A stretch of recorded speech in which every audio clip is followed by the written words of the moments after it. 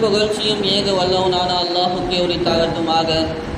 சாந்தியும் சமாதானமும் கண்மணி நாயகம் ஸல்லல்லாஹு அலைஹி வஸல்லம் அவர்களின் மீதும், அன்னாரை வழுவாது தழுவாது பின்பற்றிய சத்திய சஹாபாக்கள் மீதும், தாபியீன்கள் மீதும், தாபியீன்கள் மீதும், மேலும் குறிப்பாக இங்கு கூடியிருக்கும் நம் அனைவர்கள் மீதும் என்றென்றும் நின்று நிலவட்டுமாக. ஆமீன். கண்ணியமிக்க அல்லாஹ்வின் நல்லடியார்களே, நபி ஸல்லல்லாஹு அலைஹி வஸல்லம் அவர்கள் தான் வாழக்கூடிய காலத்திலே பிறகு இறுதியாக வரக்கூடிய காலகட்டம் எப்படியாக இருக்கும் என்பதாக நமக்கு விவரித்து விட்டு சென்றிருக்கிறார்கள். நபி ஸல்லல்லாஹு அலைஹி வஸல்லம் அவர்கள் கூறியிருக்கிறார்கள், பாதிரு பில் அமாலி ஃபித்னன் கக்தாஇல் லைலில் முக்திம். நீங்கள் நன்மையை செய்வதில் போட்டி போட்டு முந்தி செல்லுங்கள். நன்மையை செய்வதில் ஒருவரை ஒருவர் போட்டி போட்டு முந்தி செல்லுங்கள். ஏனென்று சொன்னால் இறுதி காலத்தில் ஒரு நேரம் வரும், ஒரு குழப்பம் ஏற்படும். அந்த குழப்பம் இருக்கிறது கடுமையான இருள் நிறைந்த இரவை போன்று இருக்கும். அந்த காலத்தில் ஏற்படக்கூடிய குழப்பங்களும் பாவங்களும் எப்படி ஒரு விளக்கு இல்லாத கடுமையான இருளிலே ஒரு மனிதன் மாட்டிக்கொண்டான் என்று சொன்னால், எந்த பக்கம் திரும்ப வேண்டும் என்று அவனுக்கு தெரியாதோ, எங்கு திரும்பினாலும் அங்கு முழுவதும் இருளாக இருக்குமோ, அது போன்று கடுமையான இருளை போன்று குழப்பங்களும் பாவங்களால் சூழ்ந்த ஒரு காலம் வரும். அந்த காலத்திலே எங்கு திரும்பினாலும் குழப்பங்கள், எங்கு திரும்பினாலும் பாவங்கள். ஆக அப்படி ஒரு காலம் ஏற்பட போகிறது. அதற்கு முன்பதாக நீங்கள் அமல்களை செய்து முந்தி செல்லுங்கள் என்பதாக நபி ஸல்லல்லாஹு அலைஹி வஸல்லம் அவர்கள் வழிகாட்டினார்கள். கண்ணியமிக்கவர்களே, அப்படி ஒரு குழப்பமான காலத்திலே நாம் வாழ்ந்து கொண்டிருக்கிறோம். எங்கு திரும்பினாலும் பாவங்கள், எங்கு திரும்பினாலும் குழப்பங்கள். ஆக இந்த காலத்திலே நாம் நமது ஈமானை பாதுகாப்பது நமது தலையாய கடமையாக இருந்து கொண்டிருக்கிறது. நபி அவர்கள் அந்த ஹதீஸிலே அப்படியே தொடர்ந்தார்கள். அந்த காலத்திலே, அந்த குழப்பம் நிறைந்த காலத்திலே ஒரு மனிதன் காலையில் முஸ்லிமாக இருந்தான் என்று சொன்னால், காலையில் ஈமானுடன் இருந்தான் என்று சொன்னால், மாலையில் ஈமானை விட்டு அவன் வெளியேறி சென்று விடுவான். ஒரு மனிதன் மாலையில் ஈமானுடன் இருப்பான், காலையில் எழுதக்கூடிய சமயத்திலே அவன் ஈமானை விட்டு வெளியேறிடுவான் என்பதாக நபி ஸல்லல்லாஹு அலைஹி வஸல்லம் அழுக்கூறி காட்டினார். கண்ணியமிக்கவர்களே, அப்படி ஈமானுக்கு பாதகமான ஒரு சூழ்நிலையை நாம் பார்த்து கொண்டிருக்கிறோம். காலையில் எத்தனையோ நபர்கள் முஃமினாக இருந்தார்கள், சர்வ சாதாரணமாக ஈமானையும் இஸ்லாத்தையும் தூக்கி போட்டுவிட்டு அவர்கள் சென்று விடுகிறார்கள். அதையெல்லாம் புறம் தள்ளிவிட்டு சென்று விடுகிறார்கள். அப்படிப்பட்ட ஒரு கடுமையான காலத்திலே நாம் வாழ்ந்து கொண்டிருக்கிறோம். நபி அவர்கள் மற்றொரு ஹதீஸிலே, இந்த காலத்திலே ஈமானை தக்க வைத்து வாழ்வதிருக்கிறது நெருப்பு கங்குகளை தனது கையில் ஏந்தி இருப்பதற்கு சமமாக கூறினார்கள். கண்ணியமிக்கவர்கள், நாம் சிந்தித்து பார்க்க முடியுமா? நெருப்பு கட்டியை நாம் கையில் ஏந்தினோம் என்று சொன்னால் எவ்வளவு நேரம் நம்மால் அதை சுமந்து கொண்டிருக்க முடியும்? உடனே கையெல்லாம் பொக்கிவிடும். அது நெருப்பு கட்டியை நாம் கீழே போட்டு விடுவோம். அப்படி ஈமானை வைத்து பொறுமை காப்பது கடுமையான ஒரு காலம் வரும் என்பதாக நபி அவர்கள் கூறினார்கள். கண்ணியமிக்கவர்களே, அது மட்டுமல்ல, அந்த காலத்தில் யார் பொறுமை காத்து அமல் செய்வாரோ, ஒரு அமல் செய்வாரோ, அவருக்கு 50 நபர்கள் செய்த அமலின் நன்மை கிடைக்கும் என்பதாக நபி ஸல்லல்லாஹு அலைஹி வஸல்லம் கூறி காட்டுகிறார். கண்ணியமிக்கவர்களே, சஹாபாக்கள் கேட்டார்கள், யா ரசூலல்லாஹ், 50 நபர்கள் செய்த நன்மை என்று சொன்னால் அவர்கள் செய்யக்கூடிய நன்மையா என்பதாக கேட்கக்கூடிய சமயத்திலே, இல்லை, நீங்கள் சஹாபாக்கள் செய்த நன்மை, சஹாபாக்கள் ஒரு நன்மை செய்தால் எவ்வளவு நன்மை எழுதப்படுமோ அது போன்று 50 சஹாபாக்கள் செய்த நன்மை இந்த காலத்தில் வாழக்கூடிய ஒரு நபர் செய்தால் அவருக்கு கிடைக்கும் என்பதாக நபி ஸல்லல்லாஹு அலைஹி வஸல்லம் கூறுகிறார்கள். கண்ணியமிக்கவர்களே, ஆக நாம் நமது கடமை, நமது ஈமானை நாம் பாதுகாக்க வேண்டும். அது மட்டுமல்லாமல் எதிர் வரக்கூடிய தலைமுறைகள், நமக்கு பின்னால் வரக்கூடிய பிச்சிலங்கள், அவர்களுடைய ஈமான் மீது நாம் கவலை கொள்ள வேண்டும். அவர்கள் ஈமானை பாதுகாப்பது நமது தலையாய கடமையாக இருந்து கொண்டிருக்கிறது. நபிமார்களை பற்றி அல்லாஹ் தஆலா கூறி காட்டுவான். நபி யாக்கூப் அலைஹிஸ்ஸலாம் அவர்கள் மரண தருவாயிலே இருக்கிறார்கள். அவர்கள் நபி, அவர்களுடைய சந்ததியில் எத்தனையோ நபிமார்கள் வந்திருக்கிறார்கள். அவருடைய தந்தையும் நபியாக இருந்தார். ஆக யாக்கூப் அலைஹிஸ்ஸலாம் தனது பிச்சைகளை அழைக்கிறார்கள், தனது பிள்ளைகளை எல்லாம் ஒன்று சேர்க்கிறார்கள். மரண படுக்கையில் படுத்துக் கொண்டு அவர்களின் ஈமானை பற்றி கவலைப்பட்டார்கள். கேட்டார்கள், நான் மரணித்து விட்டேன் என்று சொன்னால் நீங்கள் எல்லாம் யாரை வணங்குவீர்கள்? நீங்கள் அல்லாஹை வணங்கி கொண்டிருக்கிறீர்கள், நபிமார்களுடைய வாரிசுகளாக இருக்கிறீர்கள்.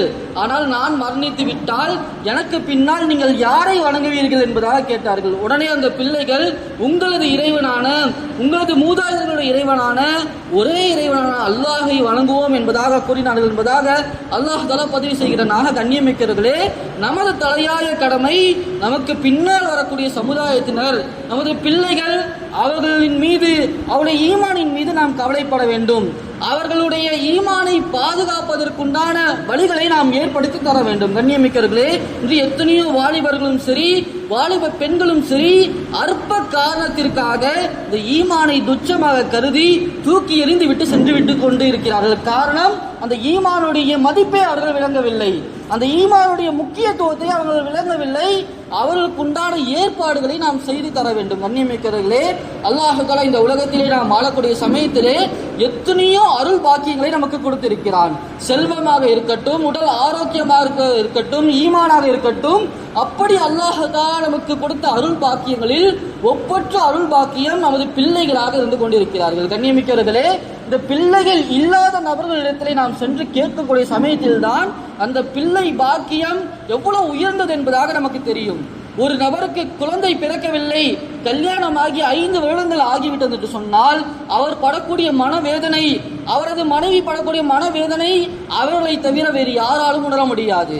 அதற்காக அவர்கள் செய்யாத முயற்சிகள் இருக்காது, அதற்காக அவர்கள் போகாத டாக்டர் இருக்காது, அதற்காக அவர்கள் செய்யாத சதக்காக்கள் இருக்காது, செலவினங்கள் இருக்காது, தொழாத தொழுகை இருக்காது, கேட்காத துஆக்கள் இருக்காது. ஆனால் அல்லாஹ் தஆலா அப்படி ஆக்காமல் நமக்கெல்லாம் நமது பிள்ளைகளை அல்லாஹ் தஆலா கொடுத்திருக்கிறானே, இது ஆக உயர்ந்த அருள் கொடைகளாக இருந்து கொண்டிருக்கிறது. கண்ணியமிக்கவர்களே, எப்படி நமது பிள்ளைகள் அல்லாஹ் நமக்கு வழங்கிய பெரிய அருள் கொடைகளாக இருக்கிறார்களோ, அதே போன்று அவர்கள் நம்மிடத்திலே ஒப்படைக்கப்பட்ட அமானிதங்களாக இருக்கிறார்கள். அந்த அமானிதத்தை பற்றி நாளை மறுமையிலே நிச்சயமாக அல்லாஹ் தஆலா கேள்வி கேட்பான்.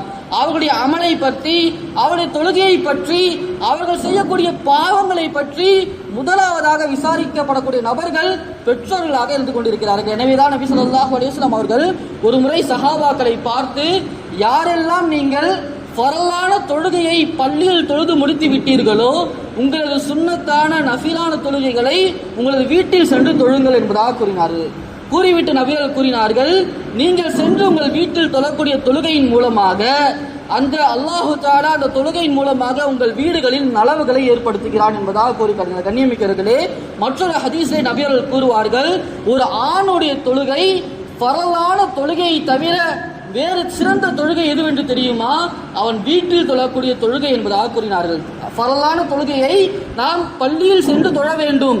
இதர தொழுகைகளை, நஃபிலான தொழுகைகளை, சுன்னத்தான தொழுகைகளை பள்ளியில் தொழுவதை காட்டிலும் வீட்டில் சென்று தொழுவது இருக்கிறது ஆக உயர்ந்ததாக இருந்து கொண்டிருக்கிறது. மற்றொரு ஹதீஸில் நபிகள் கூறுவார்கள், உங்களது வீடுகளில் நீங்கள் தொழுது வாருங்கள், உங்களது வீடுகளில் தொழுது வாருங்கள், வணக்க இபாதத்துகளை நீங்கள் செய்து வாருங்கள், அதை நீங்கள் கபுர்ஸ்தான்களாக, அடக்கஸ்தலங்களாக ஆக்கி விடாதீர்கள். கண்ணியமிக்கவர்களே, நாம் வீடுகளை கட்டுகிறோம், அந்த வீடுகளை அலங்காரம் செய்வதற்காக எவ்வளவு நாம் செலவு செய்தாலும் கூட அந்த வீட்டில் இபாதத் நடக்கவில்லை என்று சொன்னால், தொழுகை ஆண்கள் நஃபிலான சுன்னத்தான தொழுகைகளை தொழவில்லை என்று சொன்னால், பெண்கள் ஃபரலான தொழுகைகளை அந்த வீட்டில் தொழவில்லை என்று சொன்னால், நாம் எவ்வளவு அலங்காரப்படுத்தி வைத்திருந்தாலும் அல்லாஹுடைய பார்வையில் அந்த வீடு கபருக்கு ஒப்பானது, மண்ணறைக்கு ஒப்பானது, கபர்ஸ்தானுக்கு ஒப்பானது என்பதாக நாம் விலக்கிக் கொள்ள வேண்டும். கண்ணியமிக்கவர்களே, நபி அவர்கள் ஏன் வீட்டில் சென்று சுன்னத்தான நஃபிலான தொழுகைகளை ஆண்களை தொழ சொன்னார்கள் என்பதிலே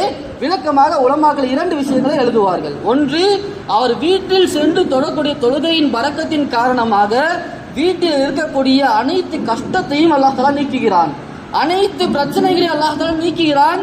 அல்லாஹுடைய பரக்கத்தை, ரஹ்மத்தை அல்லாஹ் தஆலா அந்த வீட்டில் முழுவதுமாக நிரப்பி விடுகிறான். இரண்டாவதாக உலமாக்கள் கூறுவார்கள், நபியர்கள் கூறிய காரணம், அங்கு இருக்கக்கூடிய பிள்ளைகள் தொழுகையை பார்த்து பழகிக் கொள்வார்கள். அந்த பிள்ளைகள் சின்ன வயசிலிருந்து பிள்ளைகள் அந்த தனது தந்தை தொழக்கூடிய தொழுகையை பார்த்து எப்படி தொழுக வேண்டும் என்று பார்த்து கற்றுக்கொள்வார்கள். கண்ணியமிக்கவர்களே, சிறு பிள்ளைகள் 12 வயது வரைக்கும் இருக்கக்கூடிய பிள்ளைகள் இருக்கிறார்களே, இவர்கள் பார்க்காத ஒரு செயலை செய்ய மாட்டார்கள், கேட்காத ஒரு விஷயத்தை பேச மாட்டார்கள். பல இடங்களிலிருந்து வரக்கூடிய புகார், சின்ன வயசுலேயே பிள்ளை கெட்ட கெட்ட வார்த்தை பேசுறா அப்படின்ட்டு எத்தனையோ நபர்கள் கூறுவதை நாம் பார்த்திருப்போம். உலமாக்கள் அழகாக கூறுவார்கள், எந்த ஒரு பிள்ளையும் கெட்ட வார்த்தையை பேசவே பேசாது, கேட்ட வார்த்தையை பேசும். அந்த வார்த்தை கெட்ட வார்த்தை இல்லை, அந்த வார்த்தையை அந்த பிள்ளை ஏதோ ஒரு இடத்துல கேட்டு இருக்கும். ஒன்று வீட்டில் நீங்கள் பேசியிருப்பீங்க, நீங்கள் பேசும்போது அந்த பிள்ளை கேட்டு இருக்கும். இல்லை ஸ்கூலுக்கு போயிருக்கோம், ஸ்கூலில் யாரோ ஒருத்தவங்க பேசியிருப்பாங்க, அந்த பேசிய வார்த்தை கேட்டு இருக்கும். அந்த கேட்ட வார்த்தைகளே அந்த பிள்ளை பேசும் என்பதாக கூறலாக. கண்ணியமிக்கிறவர்களே, பிள்ளைகள், சின்ன பிள்ளைகள் பார்த்ததை செய்வார்கள், கேட்டதை சொல்வார்கள், பேசுவார்கள். ஆக அப்படிப்பட்ட பருவத்தில் இருக்கக்கூடிய பிள்ளைகளை தொழுகையாளிகளாக ஆக்க வேண்டும் என்பதற்காகத்தான் நபி அவர்கள் இவ்வாறாக வலியுறுத்தினார்கள் என்பதாக உலமாக்கள் கூறி காட்டுகிறார். நபி ஸல்லல்லாஹு அலைஹி வஸல்லம் அவருடைய காலத்திலே சஹாபாக்கள் சின்ன சின்ன பிள்ளைகளை பள்ளிக்கு அழைத்து வருவார்கள் தொழுகையை பழக்குவதற்காக. நபி அவர்கள் ஹதீஸிலே கூறினார்கள், இஷாவுடைய தொழுகையை போன்ற தொழுகையை நீண்ட நீண்ட சூறாக்களை ஓதி தொழுவது நபியுடைய வழக்கமாக இருக்கும். ஆனால் சில சமயத்தில் நபி அவர்கள் சுருக்கமாக தொழுகையை முடித்து விடுவார்கள். ஒரு முறை அப்படி சுருக்கமாக தொழுகையை முடித்துவிட்டு சஹாபாக்களை பார்த்து நபி அவர்கள் கூறினார்கள், நான் தொழ வைக்கக்கூடிய சமயத்திலே நீண்ட நீண்ட ரக்காயத்துகளாக தொழ வைக்க வேண்டும் என்று எனது மனசு நாடுகிறது. அல்லாஹை வணங்குகிறேன், பெரிய சூறாவை ஓதி நீண்ட ரக்காயத்தாக தொழ வேண்டும் என்பதற்காக எனக்கு ஆசை இருக்கிறது. ஆனால் சஃபில் இருந்து சின்ன பிள்ளை பசியின் காரணமாக அழுகிறது. சின்ன பிள்ளை சஃப்ல இருந்து சத்தம் கேட்குது, எனக்கு சின்ன பிள்ளை பசிக்காக அழுகுது. அதை அழைத்து வந்த தாயாரின் உள்ளம் தொழுகையை விட்டு சிந்தனை திரும்பி விடுவோமோ என்று அஞ்சி நான் தொழுகையை சுருக்கமாக முடித்துக் கொள்கிறேன். அல்லாஹை வணங்க வேண்டும் என்ற சிந்தனை போகி அந்த தாய்க்கு என்ன சிந்தனை வந்துவிடும், எப்போ ரசூலுல்லாஹ் தொழுகையை முடிப்பாங்களோ, என் பிள்ளைக்கு நான் உணவை கொடுப்பனோ, பால் கொடுப்பனோ அப்படின்ட்டு அந்த தாய்க்கு சிந்தனை வரக்கூடாது. தொழுகையுடைய சிந்தனையில் அந்த தாய் இருக்க வேண்டும் என்பதற்காக நான் சுருக்கமாக தொழுகையை முடித்துக் கொள்கிறேன் என்பதாக நபி ஸல்லல்லாஹு அலைஹி வஸல்லம் கூறி காட்டினார். கண்ணியமிக்கிறவர்களே, சஹாபாக்கள் சின்ன சின்ன பிள்ளைகளை கூட பள்ளிக்கு அழைத்து வந்து பள்ளியின் பிரியத்தையும் தொழுகையின் பிரியத்தையும் ஊட்டி வளர்த்தார்கள். கண்ணியமிக்கிறவர்களே, இன்று நாம் நமது பிள்ளைகளை நமது கட்டுப்பாட்டில் வைத்து வளர்க்க வேண்டும் என்று நினைக்கிறோம். நம்மை கேட்காம நம்ம பிள்ளை எதுவும் செய்யக்கூடாது, நம்ம பொறுப்புல வச்சு நம்ம பிள்ளையை பாதுகாக்கணும் நம்ம நினைக்கிறோம். அதை விட சிறந்த ஒரு விஷயத்தை நபி அவர்கள் நமக்கு கற்றுக் கொடுத்தார்கள். நமது பிள்ளைகளை அல்லாஹ்வுடைய பொறுப்பில் நாம் விட்டுவிட வேண்டும். நமது பிள்ளைகளை அல்லாஹ்வுடைய பொறுப்பில் நாம் ஆக்கிவிட வேண்டும். எப்படி அல்லாஹ்வுடைய பொறுப்பில் ஆக்கிறது? அழகா நபி அவங்க வழிகாட்டினார்கள். யார் ஃபஜ்ருடைய தொழுகையை ஜமாத்துடன் தொழுது விடுவாரோ அவர் அல்லாஹ்வின் பொறுப்பில் வந்து விடுகிறார். அவர் அல்லாஹ்வின் பொறுப்பில் வந்துகிறார். அது மட்டும் நபி அவங்க சொல்லல, அதனோட சேர்த்து சொன்னாங்க, ஃபஜ்ர் தொழுதவங்களை நீங்க சீண்டாதீங்க, ஃபஜ்ர் தொழுதவங்களை நீங்க துன்புறுத்தாதீங்க, அவர்களுக்காக அல்லாஹ் தஆலா இறங்கி சண்டைக்கு வந்து விடுவார். ஏன்னா அவங்க அல்லாஹ்வின் பாதுகாப்பில் இருக்கிறார்கள். ஆக கண்ணியமிக்கவர்களே, நமது பிள்ளைகளை நாம் ஃபஜ்ர் தொழக்கூடிய பிள்ளைகளாக ஆக்கிவிட்டோம் என்று சொன்னால், 5 நேரம் தொழக்கூடிய பிள்ளைகளாக ஆக்கிவிட்டோம் என்று சொன்னால், அவருடைய முழு வாழ்க்கையின் பொறுப்பை அல்லாஹ் தஆலா ஏற்றுக்கொள்கிறான். அவர்களை நாம் முழுக்க முழுக்க அல்லாஹ்வின் பொறுப்பிலே ஒப்படைத்து விடுகிறோம். எந்த பொறுப்பை அல்லாஹ்விடத்திலே நாம் ஒப்படைத்து விட்டோமோ, எந்த பிள்ளையை, அது பெண் பிள்ளையாக இருந்தாலும் சரி, ஆண் பிள்ளையாக இருந்தாலும் சரி, அல்லாஹ்வின் பொறுப்பிலே நாம் ஒப்படைத்து விட்டோமோ, நிச்சயமாக அல்லாஹ் தஆலா அந்த பொறுப்பை வீணாக்க மாட்டான். அந்த பிள்ளையுடைய முழு வாழ்க்கையும் அல்லாஹ் தஆலா பொறுப்படுத்திக் கொள்கிறான். அது ஒழுக்கமுள்ள பிள்ளையாக, கண்ணியமான பிள்ளையாக, அந்த பிள்ளையின் முழு வாழ்க்கையும் அல்லாஹ் தஆலா பொறுப்படுத்திக் கொள்கிறான். கண்ணியமிக்கவர்களே, ஆக நமது பிள்ளைகளை தொழுகையாளிகளான பிள்ளைகளாக உருவாக்க வேண்டும். அது மட்டுமல்லாமல் நபி ஸல்லல்லாஹு அலைஹி வஸல்லம் அவர்கள் கூறியதாக ஒரு ஹதீஸிலே பதிவு செய்யப்பட்டிருக்கிறது, எந்த வீட்டிலே குர்ஆன் ஓதப்பட்டு கொண்டே இருக்குமோ அந்த வீட்டுடைய நலவுகளை அல்லாஹ் தஆலா அதிகரித்து கொண்டே சென்று கொண்டே இருப்பான். எந்த வீட்டில் குர்ஆன் ஓதுவது குறைந்து கொண்டே வருமோ அந்த வீட்டில் இருக்கக்கூடிய நலவுகளை அல்லாஹ் தஆலா குறைத்து கொண்டே வந்து விடுவான். ஆக குர்ஆன் ஓதக்கூடிய வீட்டிலே அல்லாஹ்வுடைய நலவுகள் அதிகரித்து என்று சொன்னால் அந்த வீட்டில் இருக்கக்கூடிய பலா முசீபத்துகள், கஷ்டங்கள், பிரச்சனைகள் எல்லாத்தையும் அல்லாஹ் தஆலா தீர்த்து விடுகிறான். மாறாக நபி அவர்கள் எந்த வீட்டில் குர்ஆன் ஓதப்படவில்லையோ என்பதாக கூறவில்லை, குர்ஆன் ஓதுவது குறைந்து விடுமோ அந்த வீட்டின் அளவை அல்லாஹ் தஆலா குறைத்து விடுவான் என்பதாக கூறி காட்டுகிறார்கள். உலமாக்கள் கூறி காட்டுவார்கள், ஒரு மோசமான காலம் வரும், ஒரு மோசமான காலம் வரும். அந்த காலத்தில் வீடுகளில் இருக்கக்கூடிய குர்ஆன்களை ஓரமாக அலமாரிகளிலே எடுத்து வைத்து விடுவார்கள்.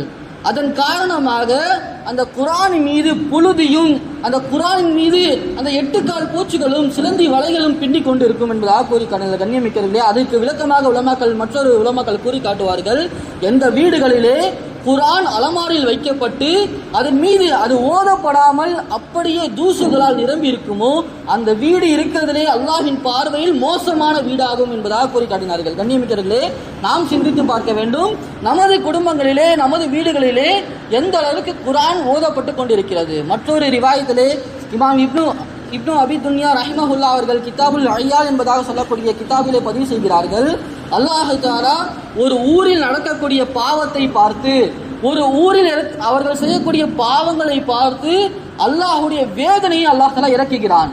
வேதனை இறக்குவதற்காக மலக்குமார்கள் வந்து கொண்டே இருக்கிறார்கள். அந்த ஊரின் அருகில் வந்தவுடன் அந்த ஊரில் இருக்கக்கூடிய சின்ன சின்ன பிள்ளைகள் குர்ஆன் ஓதக்கூடிய சத்தம் கேட்கிறது.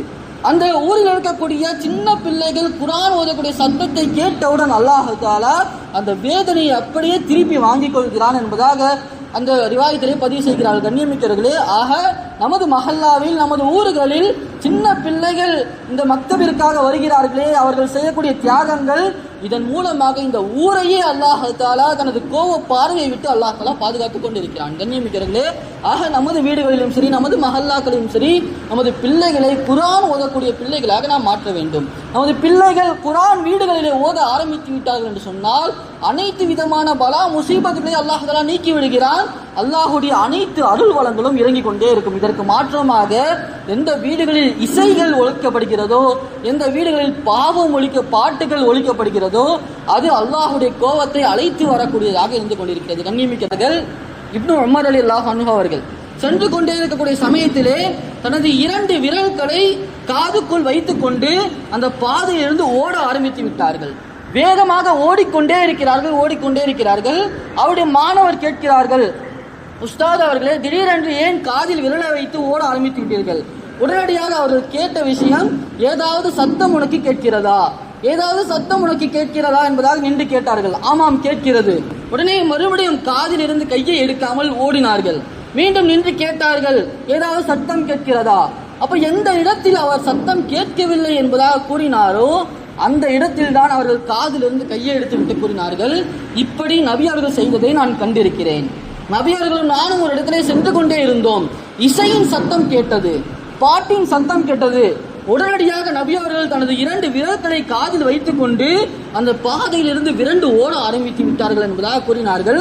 அந்த செயலை தான் நான் செய்தேன் என்பதாக கூறினார்கள். கண்ணியமிக்கவர்களே, ஆக இசை பாடல் இருக்கிறதே அல்லாஹ்வின் கோபத்தை அழைத்து வரக்கூடிய விஷயமாக இருந்து கொண்டிருக்கிறது. நபி அவர்கள் ஹதீஸிலே கூறினார்கள், நாளை மறுமை நாளிலே அல்லாஹ் தஆலா எந்த காதுகள் இசைகளை கேட்குமோ, பாடல்களை கேட்குமோ, அந்த காதிலே அல்லாஹ் தஆலா ஈயத்தை காட்சி ஊற்றுவான் என்பதாக வந்திருக்கிறது. நாம் சிந்தித்து பார்க்க வேண்டும். சூடாக தண்ணீரை நம் காதில் ஊற்றப்பட்டாலே எவ்வளவு ஒரு வேதனையாக இருந்து கொண்டிருக்கிறது. அதிலே அல்லாஹ் தஆலா ஈயத்தை காட்சி ஊற்றினான் என்று சொன்னால் எவ்வளவு ஒரு பெரிய வேதனையாக இருக்கும். ஆனால் அதை நாம் பொருட்படுத்தாமல் நமது பிள்ளைகளுக்கு நாம் மொபைல் போன்களை வாங்கி கொடுத்து நமது வீடுகளிலே டிவிகளை ஆன் பண்ணி வைத்துக் கொண்டு இசைகளை பகிரங்கமாக கேட்டுக்கொண்டிருக்கிறோம். நமது பிள்ளைகளையும் கேட்க வைத்துக் கொண்டிருக்கிறோம். என்ன அர்த்தம்? நீ நன்றாக பாட்டு கேளு, என் பையனை பார்த்து நான் சொல்றதா அர்த்தம், நல்லா பாட்டு கேளு, அல்லாஹ் அவன் காதல ஈயத்தை காட்சி ஊத்துட்டோம் அப்படின்றதுக்காக நாம் கேட்க வைப்பதை போன்று இருந்து கொண்டிருக்கிறது. கண்ணியமிக்கிறதே, குர்ஆனும் இசையும் முரண்பட்டதாக இருந்து கொண்டிருக்கிறது. எப்படி அல்லாஹுடைய அருள் பார்வையை குர்ஆனுடைய சத்தம் கொண்டு வருகிறதோ அது போன்று அல்லாஹுடைய கோப பார்வையை இசை பாடல்கள் கொண்டு வந்து கொண்டிருக்கும். கண்ணியமிக்கிறர்களே, எனவே இது போன்று நமது பின்னால் வரக்கூடிய பிள்ளைகளுடைய ஈமானை பாதுகாக்க வேண்டும், அவர்களை தொழுகை உள்ள பிள்ளைகளாக ஆக்க வேண்டும், அவர்களை குர்ஆன் ஓதக்கூடிய பிள்ளைகளாக ஆக்க வேண்டும், அமல் செய்யக்கூடிய பிள்ளைகளாக ஆக்க வேண்டும் என்பதுதான் ஒரு தலையாய கடமையாக இருந்து கொண்டிருக்கிறது. நாளை மறுமை நாளிலே அல்லாஹ் தஆலா பெற்றோர்களை அழைத்துக் கொண்டு வருவான். நபி அவர்கள் கூறினார்கள், பெற்றோர்களை அழைத்துக் கொண்டு வந்து அல்லாஹ் அவர்களிடத்திலே உயர்ந்த பதவிகளை அல்லாஹ் தஆலா கொடுப்பான், உயர்ந்த அந்தஸ்தை கொடுப்பான். அதை பார்த்தவுடன் அந்த தாயும் சரி தந்தையும் சரி கூறுவார்கள், யா அல்லாஹ், நாங்கள் இவ்வளவு அமல்களை நாங்கள் செய்யவில்லை, இவ்வளவு தொழுகைகளை தொழவில்லை, இவ்வளவு சதகாக்களை செய்யவில்லை, இவ்வளவு குர்ஆனை ஓதவில்லை, ஹஜ் செய்யவில்லை, இவ்வளவு அமல்களை நாங்கள் செய்யவில்லையே, எங்களுக்கு ஏன் இவ்வளவு உயர்ந்த அந்தஸ்தை நீ கொடுத்தாய் என்பதாக தாய் தந்தை கேட்பார்கள். அல்லாஹ் தஆலா கூறி காட்டுவான், இதுவெல்லாம் நீங்கள் செய்த அமலுக்குண்டான பகரம் அல்ல, இவைகளெல்லாம் நீங்கள் செய்த அமலுக்குண்டான நன்மைகள் அல்ல, உங்கள் பிள்ளைகள் செய்தவை. உங்கள் பிள்ளைகள் உங்களுக்காக கேட்ட பாவ மன்னிப்பு, உங்கள் பிள்ளைகள் உங்களுக்காக செய்த துஆக்கள், அதுவின் பரக்கத்தால் தான் இவ்வளவு நன்மைகளை உங்களுக்கு நாம் தந்திருக்கிறோம். உலமாக்கள் கூறுவார்கள், உங்களது பிள்ளைகளை நீங்கள் தொழ பழகினீர்கள் என்று சொன்னால் நீங்கள் மரணித்து விட்ட பிறகும் கூட அவர்கள் தொழும் காலமெல்லாம் உங்களுக்கு நன்மை வந்து கொண்டே இருக்கும். அவர்களுக்கு நீங்கள் பள்ளியுடன் தொடர்பை நீங்கள் ஏற்படுத்தி விட்டீர்கள் என்று சொன்னால், ஒவ்வொரு முறையும் அவர்கள் பள்ளிக்கு வரக்கூடிய சமயத்திலே, தொழக்கூடிய சமயத்திலே, அவர்கள் குர்ஆன் ஓதக்கூடிய சமயத்திலே, அவர்கள் செய்யக்கூடிய திக்ருடைய நன்மைகள், அவர்கள் செய்யக்கூடிய ஹஜ்ஜுடைய நன்மை, உம்ராவுடைய நன்மை, எவ்வளவு அமல்களை அவர்கள் செய்கிறார்களோ அவருடைய நன்மைகளை அல்லாஹ் தஆலா நமக்கு எத்தி வைத்துக் கொண்டே இருப்பான். அதனுடைய நன்மை அவர்களுக்கும் குறையாமல் நமக்கு முழுமையாக கிடைத்துக் கொண்டே இருக்கும். ஆக கண்ணியமிக்கவர்களே, இப்படிப்பட்ட பிள்ளைகளாக நமது பிள்ளையை ஆக்க வேண்டும். நமது பிள்ளைகளுடைய ஈமான் பாதுகாக்க வேண்டும். நமது பிள்ளைகளை தொழுகையாளிகளான பிள்ளைகளாக மாற்ற வேண்டும். நமது பிள்ளைகளை குர்ஆனுடன் தொடர்புடைய பிள்ளைகளாக மாற்ற வேண்டும். நமது பிள்ளைகளை அவருடைய ஈமானை பாதுகாக்க வேண்டும், அமல் செய்யக்கூடிய பிள்ளைகளாக மாற்ற வேண்டும் என்று சொன்னால், அதற்கு இந்த காலத்தில் இருக்கக்கூடிய ஒரே வழி மக்தபை தவிர வேறு இடமே கிடையாது. வேறு எங்கே சென்று அவர்களுடைய ஈமானை நாம் பாதுகாப்பது? வேறு எங்கே சென்று அவர்களை நாம் தொழுகையாளியாக மாற்றுவது? ஆக மக்தபை தவிர வேறு வழியே கிடையாது என்பதை உணர்ந்துதான் அன்வர் சுஃபா மக்தப் வழிகாட்டி இருக்கிறார்களே. இந்த மக்தபுடைய சேவையை ஒவ்வொரு மஹல்லாவிலும் ஏற்படுத்த வேண்டும். இந்த மக்தபிற்கான உழைப்பை ஒவ்வொரு பகுதியிலும் ஏற்படுத்த வேண்டும். அந்த ஊரிலே ஒரு பிள்ளை கூட குர்ஆன் ஓத தெரியாத பிள்ளையாக இருக்கக்கூடாது. இந்த ஊரிலே ஒரு பிள்ளை கூட தொழாத பிள்ளையாக இருக்கக்கூடாது.